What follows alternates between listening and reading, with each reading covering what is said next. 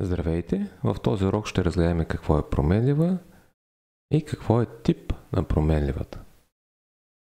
За целта създаваме клас, в който ще пишем нашия код. Десен бутон на този пакет, който е по подразбиране New Class. На класа трябва да сложим някакво име. В случая слагаме име променливи. Слагаме тази отметка тук, която ще генерира нашия метод, в който ще пишем кодът ни. Изтриваме този коментар, понеже не ни е нужен, той се генерира автоматично. И тук изписваме следния ред. Това е един ред, в който ние създаваме променлива и на нея присвояваме някаква стойност. Както сме учили по математика, променливата е нещо, което в себе си съдържа някаква стойност.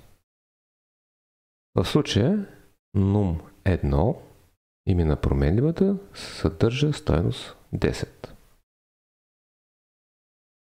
Тук виждаме някаква думичка. Тези думи с малко по-различен цвят. В случая тук е лилаво или нещо като лилаво. Те се наричат ключови думи в езика Java. По-нататък ще разгледаме какво е ключова дума. Но в този случай int задължава да присвоим на променливата num1 цяло число. Ако опитаме да присвоим число, което не е цяло, например 10.5, ние получаваме грешка. И тази ключова дума, когато я употребяваме с име на променлива, може да кажем, че това е тип на променливата, т.е. тази променлива е от тип int. Изтриваме точка 5, за да нямаме грешка. Пишем следващия ред, double, num 2 равно на 10.5. Сега единствената промяна между тук и тук е това, че сме заменили int с double. Double позволява на променливата num2 или като цяло на която и да е променлива, в себе си да съдържа числа с десетична точка. Но също така, освен тях, може да съдържа в себе си цели числа. Ако изтрия това точка 5 тук, ние няма да имаме никакъв проблем. Оставяме точка 5.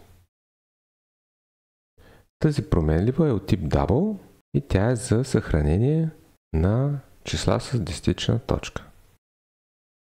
Продължаваме напред. String. Така. Създаваме друга променлива с име text1, която е от тип string.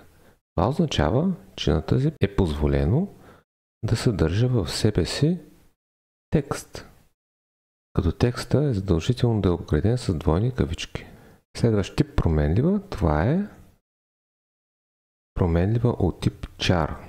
Този тип променлива може да съдържа в себе си само един символ. Как присвояваме стойност един символ на променлива? С единични кавички. И вътре между тях изписваме този символ. Примерно буквичката H, H.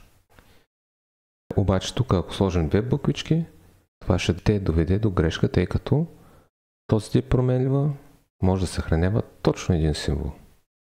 Следващ тип променлива, това е един много интересен тип променлива, но без него ние програмистите не можем. Това е типа Boolean. Този тип може да съхранява в себе си лъжа или истина. Обикновено се използва, когато проверяваме нещо за някакво състояние, като то може да бъде или лъжа, или истина, като резултат на изпълнението на даден код. Така, пишем името на променливата,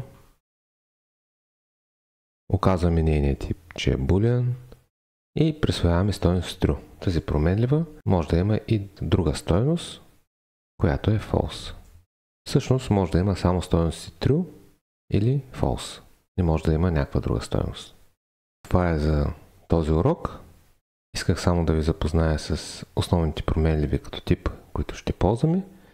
В последващите уроци ще тренираме използването на тези типови променливи и какво е взаимодействието между тях. Благодаря за отделеното внимание за урока, който изслушахте.